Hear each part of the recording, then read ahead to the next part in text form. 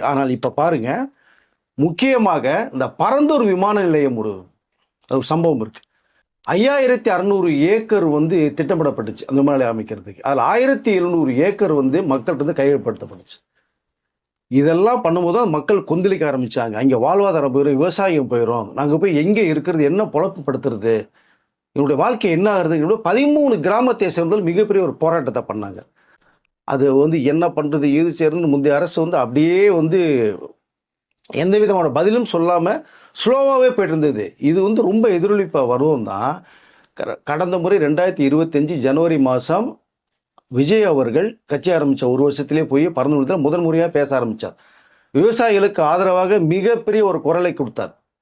நான் உங்களுக்கு இருக்கேன், உங்களோட போராட்டத்தில் நானும் கலந்துக்குவேன், உங்களுடைய வாழ்க்கையை மேம்படுத்துவேன், விவசாயம் அழியக்கூடாது அப்படிங்கிற விஷயத்தை மிக பிரபலமாக இங்கே பேசிட்டு வந்தவர். மிக பெரிய விஷயம் பார்க்கப்பட்டது. அப்போ இன்றைக்கு தமிழக முதலமைச்சராக பதவியேற்ற பிறகு இந்த 21 நாளில் இந்த பரந்தூர் விமான நிலையத்தை செயல்படுவதை வேலை நிப்பாட்டி வச்சுருக்காங்க. அது கிட்டத்தட்ட கைவிடப்படக்கூடிய சூழ்நிலைக்கு போயிருக்கு.